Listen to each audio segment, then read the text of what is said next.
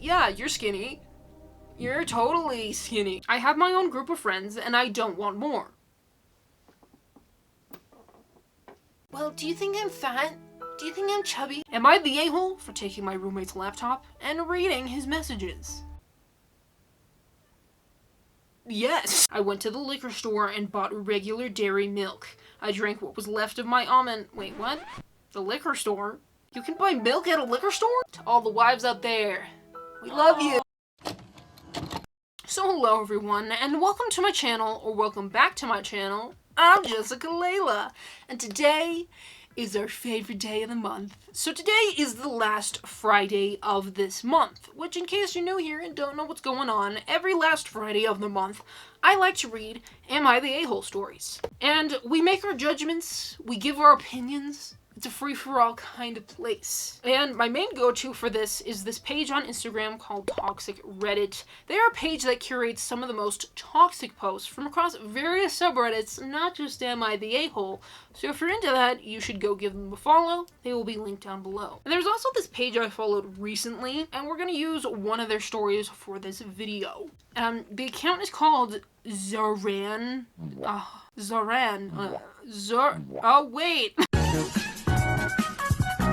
Zara or Zara Unfiltered 1, and that will be linked down below if you want to go follow her. There's the lady in the profile picture, and they post a lot of different types of Reddit stories as well. But before we dive into any of that, I kind of just want to have a heart-to-heart with you. Don't worry, if you don't want to watch this, I will give a timestamp down below if you want to skip this part. But if you're a real one and you want to stay, I love you. So, I skipped uploading last week. Kinda just been in, like, a flare-up. In case you don't know, I'm chronically ill.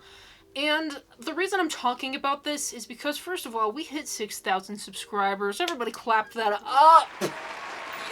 That was great and really amazing. Well, I took a little bit of time to myself, but I'm mostly letting you guys know that if there's ever a time I'm not gonna post, or sometimes just want to give like a heads up or a preview of what I'm posting, I'm going to be using the post section on YouTube, because like I could post on Instagram, but obviously not all 6,000 people on this channel are following me on Instagram, so there's gonna be a lot of people who don't see it.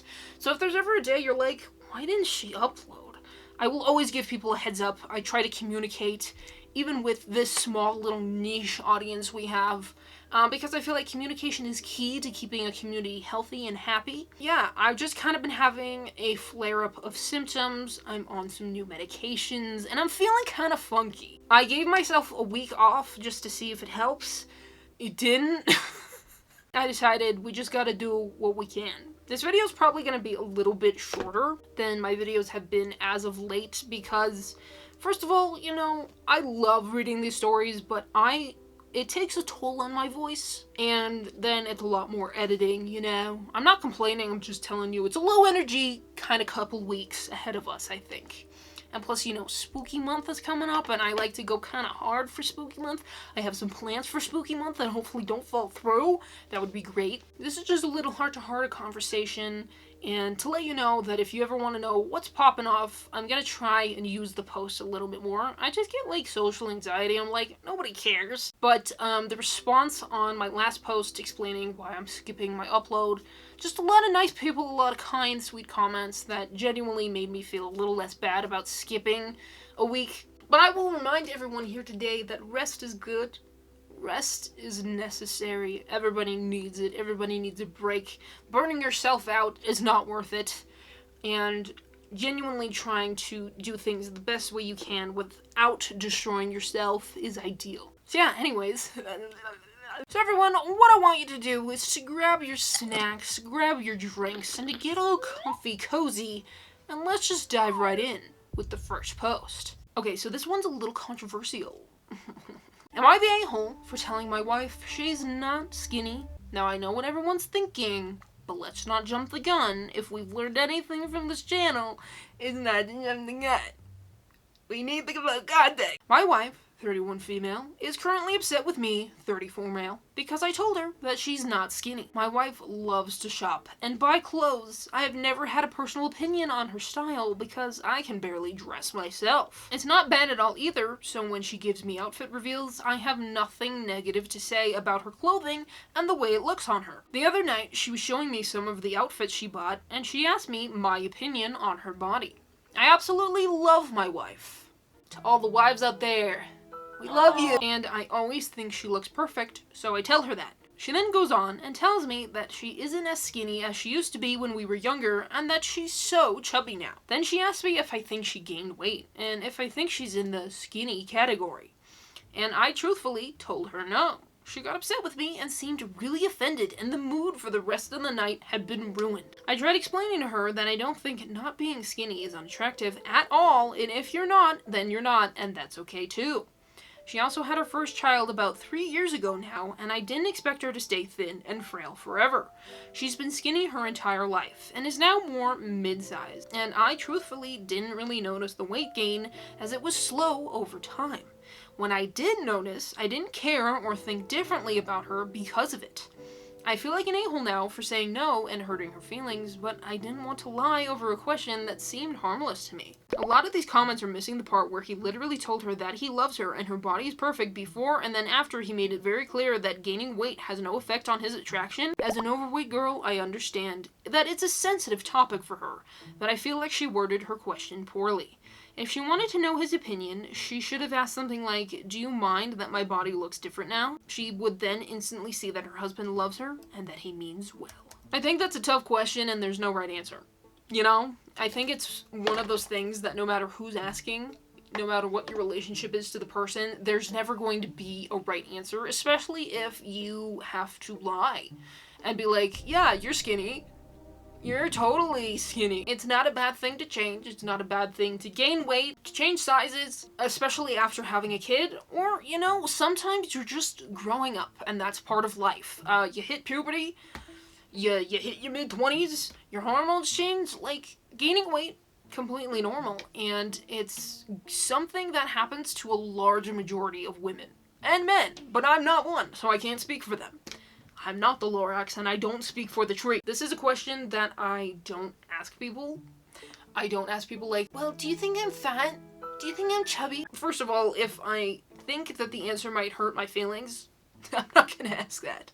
But second of all, if people feel a need to lie to, like, satiate you or to get you to calm down, or they're honest and they're like, "Not really, but I still think you're hot," you're probably gonna take offense at that, right? No one wants people to comment on their body, so by asking that question, you're then inviting someone to be honest about what they think about your body. I don't think he's in the wrong, but I don't think she should have asked that question, or she should have asked it that way. You know what I mean? I know that's kind of a controversial take.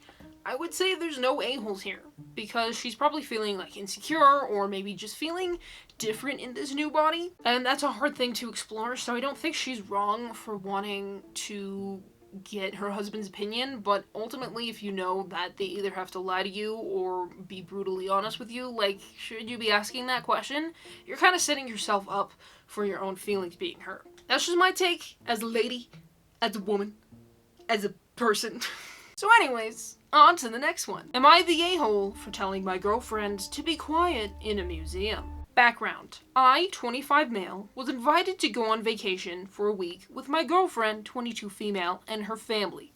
Mother, father, brother, and his fiancé. IDK what exactly her dad's issues are, but he's obviously got some sort of intellectual disability. During our vacation, we stopped at a few museums and historical sites.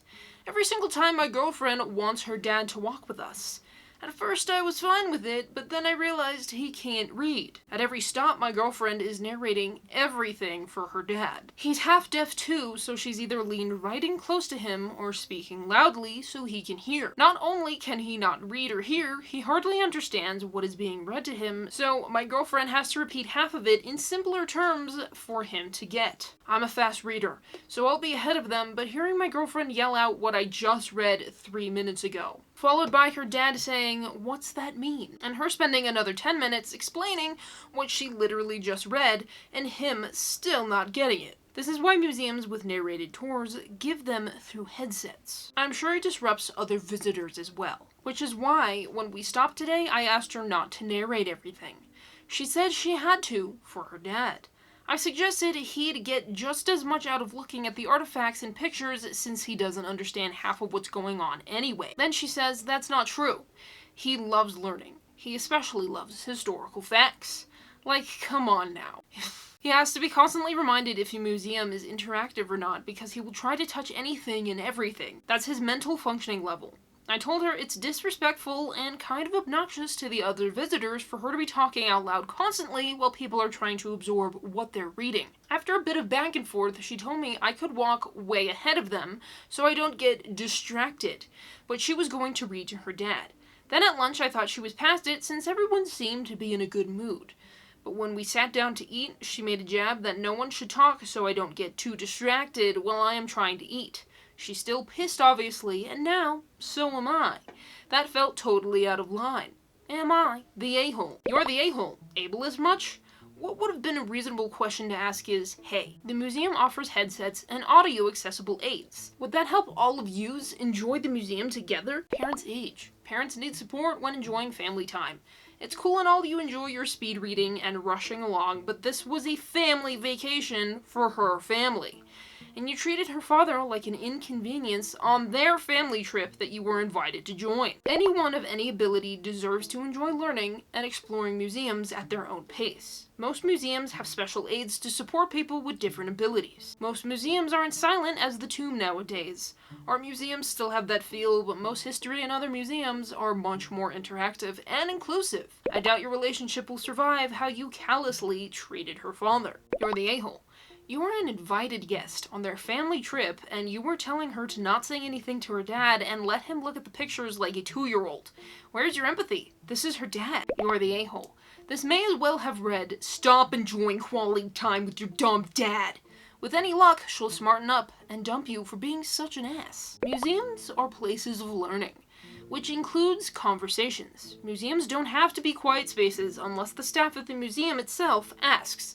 The way he'd be an ex so fast, you don't disrespect my dad and get away with it. What are the odds the father had some kind of medical issue or accident that caused his problems and OP is leaving that part out? I'm seeing through the BS here and I'm seeing ableism. So a solution was presented. Walk way ahead of everyone else. Stop ruining the enjoyment of the father and OP's girlfriend and probably the rest of the family as well. And instead of taking the suggestion, he's now totally pissed and feels like what she said at lunch was out of line. I think it was kind of ableistic, just the way this story reads. I don't know what the father has, but it sounds like OP's girlfriend is an excellent person. First of all, making sure that the father fully gets an explanation that he can understand for each thing that they're looking at is really nice. Her taking time to explain these things to the father is very sweet. And I think anybody of any ability has the right to enjoy a museum at whatever pace, whatever sound, whatever volume they want to. I think this just comes across as very demeaning in how we're describing the father. And then it kind of comes like you're infantilizing him when you're like, go look at the artifacts over there, rather than having stuff explained to him on a level that makes sense for the father. So for that, I do think you are completely the a-hole. I think you need to reflect and look inwards because this was a family vacation that you were invited to, and the way you're treating your girlfriend, the family, and the father most of all is really kind of bordering on cruel. I'm sure everyone in that family knows the father is a little bit different and has different needs. There's no reason to point it out or make people feel bad for having the issues that they have, and I think it's very ableistic. Those are just my thoughts though. Let me know what you think. Anyways, on to the next one. Am I the a-hole for switching to regular milk to prove my lactose intolerant roommate keeps stealing from me? Me and 2 other guys share an apartment together, and we all split the bills. The only thing we don't split costs on is groceries. Everyone's in charge of buying their own food, and we don't touch whatever doesn't belong to us in the fridge. We put our names on everything, so no one gets mixed up. This issue has been going on almost a year, and I'm sick of it. One of my roommates, R, keeps stealing my food. I get home from work, and containers with my leftovers are sometimes missing. They have my name written on it. Or my stuff finishes too quickly. My gallon of milk, for example. I buy almond milk because I like the taste, but it seems to finish after a week, even though I've only drank once or twice. I confronted R about this lots of times, and that's caused a lot of arguments. He outright denies it, and tells me I'm crazy, even though it's so obvious. My other roommate and I carpool together because we both work the same early morning shifts around the same area, so I know it's not him. It's always after we get back home and R's already left for work that I notice my food's gone. My roommates also had a similar problem, but not as often as I do. I'm guessing because R doesn't like what he buys. The funny thing is, R buys a lot of food for himself and is even more stingy about his food. He will literally point out what's his when he comes back from grocery shopping and tells us not to touch it. Last week my milk was nearly empty again and I got fed up. I went to the liquor store and bought regular dairy milk. I drank what was left of my almond... Wait, what? The liquor store? You can buy milk at a liquor store? I drank what was left of my almond milk and refilled the gallon with the one I bought. This was to catch/prove R is the one stealing since he's lactose intolerant. The next day, Saturday, we get back from work and R is pissed.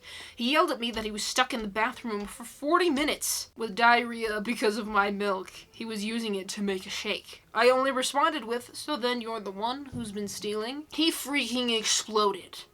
In more ways than one. Yeah, he admitted he was sometimes drinking my milk and eating my food, but he was more mad that I switched milks than the fact that he was caught. I told him I wouldn't have done that if he'd just stopped taking my stuff from the fridge, or at least told the truth instead of trying to make it seem like I was making it up. My roommate backed me up and thought it was kind of funny he got payback for stealing from us. It's a little tense right now, and my roommate told me R is trying to convince him to agree to kick me out. Little does he know we're both looking to move somewhere else because we're sick of his stuff. I told some buddies what happened, and if you think I was an a-hole for that, I feel like I'm not in the wrong here. He was taking my food and not even owning up to it, and I wanted to prove it. Does that make me the a-hole? Not the a-hole. As you said, if R wasn't stealing your food, he wouldn't have had a problem. How dare you make me face the consequences of my own actions? Not the a-hole. It's your food. You could have put your medicine in it, or even your pet's medication in it. You could have put a laxative in it, or even syrup of...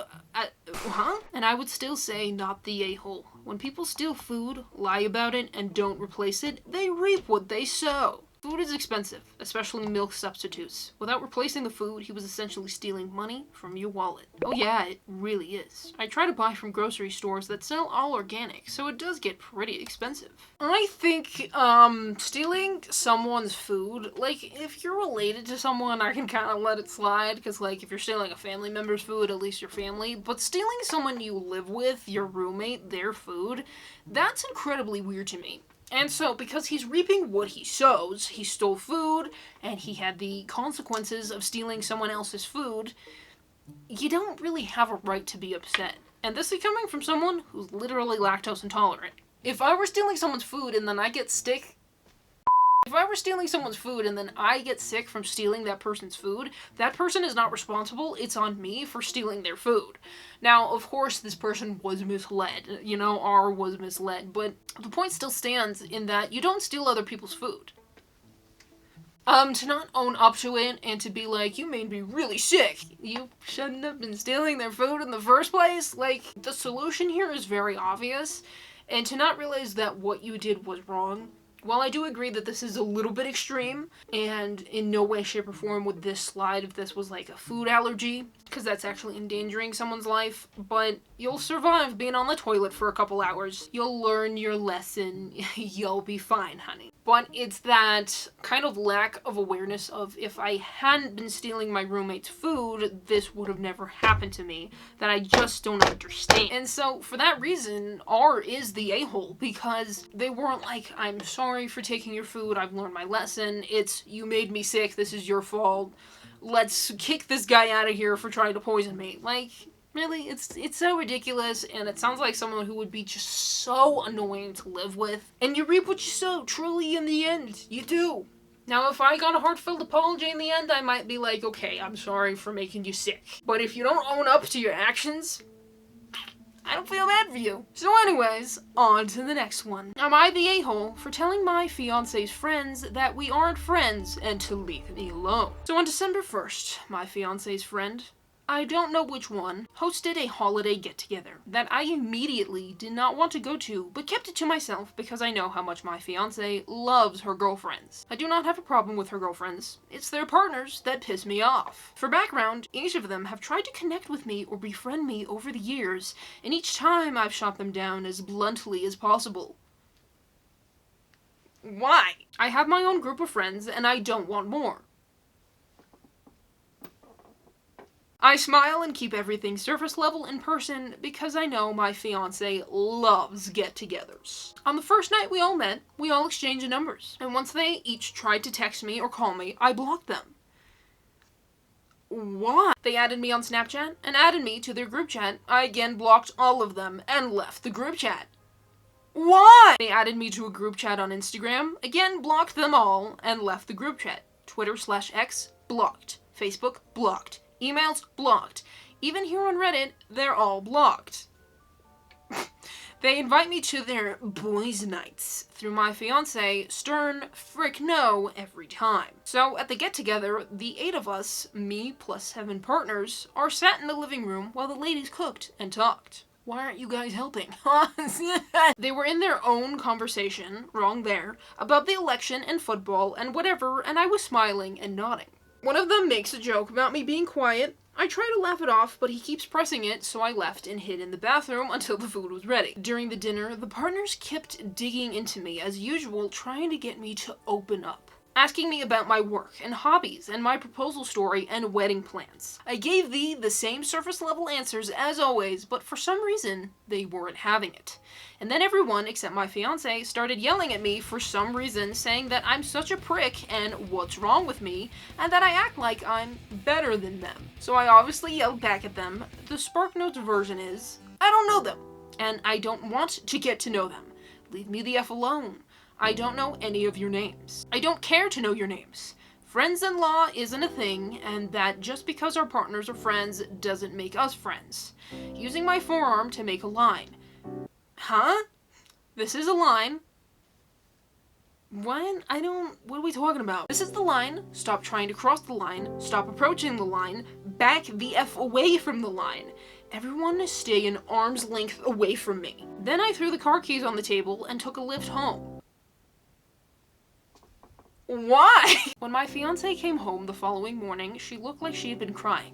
I've never seen my fiancé so angry or disappointed and sad. I tried apologizing to her, but she called her dad to help get her stuff from our place, and I have no clue where she's staying. My calls go to voicemail, my texts are undelivered. Am I the a-hole? I finally get to say update. I have said it so few times. Update. Well, a mini update. My fiancé saw the post. I'm not the most popular guy on Reddit, so I won't even bother making any updates on the subreddit, but if anyone cares, my fiancé saw the post, screenshot the reply where I highlighted why I love her, and said, love you too, my pet name heart emoji. Decided to just send a heart back and give her space like the replies told me to. I hope she dumps you. You're the a-hole, and get ready to be alone. I don't know a single woman, including myself, who would tolerate such hateful behavior to my friendship group. This relationship is over for sure. I don't hate them, I just don't connect with them. We have no similar interests or hobbies. Your behavior was hateful. How? I always show up with a gift and dish, and I stay out of the way for the most part. I clean my plate and compliment the chef. Let my fiancé socialize and catch up them, leave.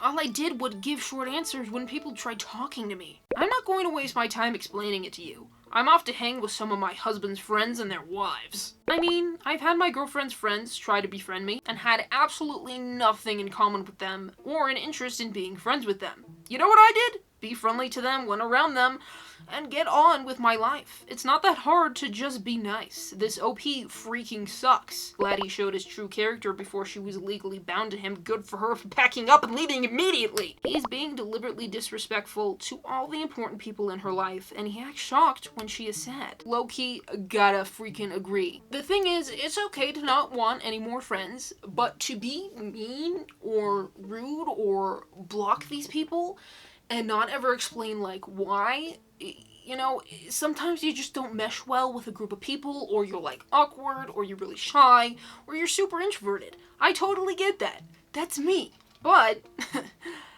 I think being a jerk to people and then refusing to expound on why, you know what I mean? Like, not wanting to have any more friends, that's whatever. Not wanting to necessarily be like buddy-buddy, friendly with these people, that's whatever. There's not a real clear explanation for why this guy went about things the way that he did, and it affected the way people in that group saw him. I'm also wondering if there's like a little bit more to the story, because the way everyone reacted makes it seem like either he's just kind of oversimplifying the situation and how he reacted, or there's more to it. So I think on that note, just the way he treated people so unkind for absolutely no reason, and so many men in the comment section were even agreeing that this guy is the a-hole, that there's no way to look at this and be like, well, he's not the a-hole because of this, that, and that. He was intentionally mean and rude to people for no real explainable reason. Like, if there's some morals or some clashing of values, even that I could understand, but nothing was really laid out that made it be like, oh, I get why he hates them. I'm not encouraging being fake or acting like a fraud around a group of people, but to act like a jerk, it's kind of strange, right? So in my opinion, this guy is the a-hole. The situation could have been handled so much better and probably a lot more delicately. And if it affects the relationship you have with your fiancé to this degree, there has to be a little bit more to it, right? But that's just my opinion. That's just my take. So anyways, on to the next one. Am I the a-hole for taking my daughter out for a nice dinner and leaving everyone else to fend for themselves? My daughter, 16 female, and I, 43 female, love eating at authentic Asian restaurants. We had to pick my son, 12, up at a Korean barbecue about 40 minutes from our house. It was a party with another family. I suggested to my husband, 44 male of 25 years, that he and the 2 other kids can have whatever they wanted for dinner, and my daughter and I would get Korean barbecue at this restaurant. He said no, we should all go as a family. I reminded him that he and the other kids aren't big fans of Korean barbecue, and it would be cheaper to eat separately. He insisted on everyone going. When we get to the restaurant and he sees the menu, he complains he doesn't know what to order and complains about the price. The other kids followed suit. I suggested they go eat in another restaurant in the plaza, and the daughter and I will get the Korean food. It smelled so amazing, by the way. We waited 20 minutes for a table, and he continued to make comments about the price. Even told me, you better not order anything fancy. That was my last straw. I got up and went to the van. Everyone followed. I said I was taking everyone home, and my daughter and I would go on our own to a local Korean barbecue. We did exactly that. Everyone else had McDonald's and played Roblox. I get home and he is fuming, saying that I owe everyone an apology. I refused. I said I had zero remorse. It seemed like everyone was happy but him and went to bed. I slept perfectly fine. He's still mad. So am I the a-hole for taking my daughter out for a dinner and leaving everyone else to do their own thing? Not the a-hole. You told him what your plan was, and he and you both knew he and the other kids didn't like Korean barbecue. There is nothing wrong with doing things separately occasionally. Honestly, dude could have looked at the menu online, plus who doesn't love Korean barbecue? Those short ribs are to die for. For real. He looks over a menu of meat options and decides he doesn't like any of it? Send him home. Of course not. Your daughter's happy, all the kids are good, and there's just one whiny person. Honestly, your husband sounds like a douchebag. There's nothing worse than having a whiny husband who insists on joining you than makes the experience miserable. I remember one time my then husband insisted on coming shopping with me and bringing our son, 9 months at the time. I went to a store to look for clothes. He stood at the entrance of the store looking out, being impatient. I went up to him and asked what he thought of this top. His response, "You don't need it." I put it back and left, telling him in the future, please don't do me any favors by joining me. He never went with me again, even if he wanted to. Not the a-hole. You know, there's nothing wrong with having different tastes, but again, this is one of those stories where people are offered a solution, and then you're not happy with the solution offered, and you feel like you have the right to complain.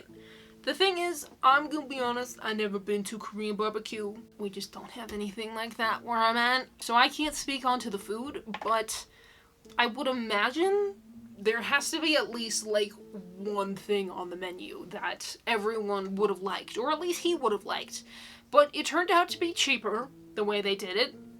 Kids really like fast food. Everybody else sounded happy and pleased except for him, and I think what it really comes down to is that because he's not happy, everybody else must not be happy. And I think it's completely normal for families to kind of split up and go to different restaurants if there's really like this huge amount of disagreement over the food. And I think expecting an apology for doing things a little bit differently is just weird on his end. And I guarantee there was something he could have found he just didn't want to eat at the restaurant. I would say not the a-hole. I'm not sure what Mr. Man's problem is, but a little bit weird there, buddy. A little bit weird there. Anyways, on to the next one. Am I the a-hole for not willing to wake my hamster so my nephew can see him? So I, 25 female, have a pet hamster named Boris, and a nephew who is almost 2. When he comes over, he wants to see Boris, and I do take him down to look from outside his cage. He calls out his name, or well, the best he can do as an almost 2-year-old.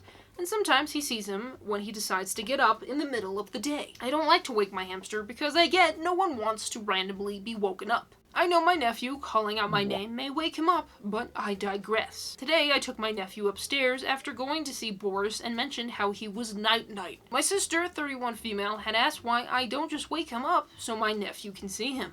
I told her that I don't want to wake him up, and told her that she doesn't like it when she's woken up. My sister then started saying, annoyed, that he's just a hamster and she's a person. I asked her, so? And again mentioned how I don't want to wake him up. She then mentioned how I used to wake my nephew up when he was a baby, which I don't remember even doing. So am I the a-hole for not wanting to wake my hamster? Edit. I'm gonna add so people can look here instead of the comments. My nephew is content whether Boris is up or not. He would call Boris's name a few times, and I explained he's going night-night, and then he would start naming things in Boris's cage. He would say hi and goodbye regardless if he saw him or not. He would run to the other side of the room and do something else. It would be back and forth, but he wouldn't cry if he didn't get to see him. Not the a-hole in my opinion, since the hamster belongs to you. Your sis and nephew should suck it up. Sounds like you're teaching good pet care and respect for animals. Not the a-hole. You're doing the right thing teaching your nephew about respecting animals. He'll be less likely to chase animals and capture them for his own entertainment if he's taught early that animals are important too. Hamsters are one of those very delicate creatures. You see a lot of people online being like, no hamster dies a normal death. People don't know how to take care of small, delicate life forms like that, and a lot of hamsters are mistreated. So when I read stories about people really treating their little tiny pets well, I'm always on their side. I think because the kid didn't care, that the sister shouldn't care either. No one needs to go pay Boris a visit if Boris is asleep and the 2-year-old doesn't care. Like, that's... If the kid was having, like, a meltdown or, like, freaking out, the kid literally didn't care. Like... couldn't care less. The sister just kind of sounds annoying. If the owner doesn't want to wake up Boris, we respect that, and we teach our kids to respect people's boundaries. And then she mentioned how I used to wake up my nephew when he was a baby, which did that even actually happen? I can't say. It just sounds like the sister is being a little bit privileged in this instance because no one owes you a visit with their pet, and again, kid didn't care, so why does it matter? But again, that's just my opinion. Hello? So anyways, on to the next one. So we have now reached the time of the night where we read one last crazy one and call it a night. So let's read our final story. Am I the a-hole for taking my roommate's laptop and reading his messages? Yes! Throwaway. So this is kind of a confusing situation. But a few months back, I ended up without a place to live, and I asked my girlfriend at the time if she knew of anyone I could stay with. She put me in touch with 2 of her friends who I have been living with since. On to the issue. My girlfriend and I broke up a few months ago. Since then, she had been getting a lot closer to one of my roommates. They were already good friends before I moved in, but now it was different. For example, I would see him texting and then I'd go on WhatsApp and see she was online. If I asked her why she was online, she would say she is just texting her friends. Or I would wait up for my roommate when he was out late and he wouldn't tell me where he had been. A few times I would even walk by her house and I would see that she was not there even if she told me she was home. I decided to see if they were really going behind my back. One day, when my roommate was out at work, I went into his room. His laptop was there, so I opened it and started reading their message history. They were being very flirty, and she complained often about me, saying things like, I wonder if he bugged by room, and formulating ways to avoid me. There were even some sexual jokes. I confronted my ex about it the next day, and when she denied it, I quoted the conversation. She demanded to know if I'd stolen her phone again, and was freaking, saying she felt unsafe. She called me controlling and an a-hole. I think that she's with him now, and he hasn't come home since I confronted her. I understand that it was an invasion of privacy, and it might seem controlling, but in this situation, I think she is the a-hole. She drove me to such measures because she was starting to see someone else behind my back and my own roommate. I think he is the a-hole for going against bro code. But she was almost hysterical when I confronted her and threatened to get a restraining order, so I'm conflicted. Reddit, am I the a-hole? So you're, like, kind of insane, eh? Waiting up for your roommate to interrogate him about where he was, keeping an eye on her house after you guys broke up, clocking her whereabouts and online activity, invading your roommate's privacy, reading private messages. Nobody drove you to these measures. You need some help for real. You're the a-hole, a jealous, paranoid a-hole. Did you notice the ex suspected he had bugged her in the messages he read? I put money on it. He was controlling when they were together. This is why you don't have a girlfriend anymore, mate. Delete her number, move out of your house, and get therapy. You're the a-hole. You're the a-hole, a stalker, and an abuser. Get help, creep. You're the a-hole. Not only did you violate your roommate's privacy by looking through his laptop, but if I'm reading this correctly, you've been checking up on your ex-girlfriend after you guys broke up. It's none of your damn business whether she is home or who she is texting on WhatsApp. Let her go, bro. It sounds like she was friends with this guy before you were roommates. That's not bro code. I would kind of maybe a little bit be able to understand if this guy was still with his girlfriend. Just a little bit. Because sometimes your intuition tells you, like, something's going on, something weird is happening. So, you know, if you check someone's phone and you find something while you're still together, that's one thing, you know? But, if you find something after you've broken up with someone, that's none of your business anymore. If you're not with that person, like, it has absolutely nothing to do with you anymore. I don't understand caring or being like,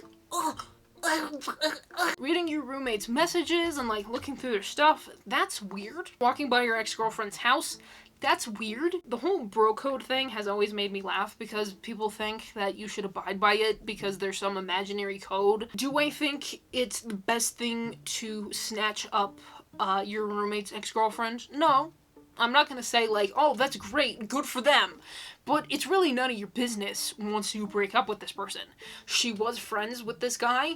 She helped the original poster get back on his feet and figure things out and give him a place to live and have shelter. And so what happens after that, after the relationship ends, really is none of this guy's business. You know, some people get so obsessive or so weirdly controlling after things end because they just can't let things go. I think it's crossing a lot of boundaries and it's being very controlling and kind of creepy. Also, invading your roommate's privacy like that is really weird. And then confronting your ex and being like, I know what you've done, is incredibly odd to me. Like, it's one thing to confirm it, I guess, in your own mind and be like, okay, so I was right this whole time. It's another thing to confront people and be like, I knew it. I knew it. And these are the people who helped you kind of get back on your feet after things were bad. I don't know, in this story, in the situation described, I do think you're the a-hole because you took it too far. Suspecting stuff is one thing, going and investigating it and being weird and creepy is another. Keeping tabs on your ex is also majorly creepy, majorly insane. I disapprove! What do you think? So yeah, that is where we're gonna cut it off for the night. If you want to follow any of the pages mentioned throughout this video, they will all be linked down below, like I said. And if you want to check out the original posts and read through them, if they are not deleted, they will be linked down below as well as to the original subreddit, so you can go and read some of those stories on your own. There's a lot of stories I'll just never be able to get to. There's so many. Some are super long, super detailed, or just, you know, very highly controversial, sensitive topics that I don't know if we'd be able to handle that the most delicately on this channel, you know? Sometimes people's suffering is not something I want to give an opinion on. If you want to hang out with me a little bit more, I will also link down to my Reddit Stories playlist and my Am I the A-Hole Only Stories playlist, so you can check those videos out for yourself. And while you're at it, you can feel free to just explore this channel, feel out the vibes, you know?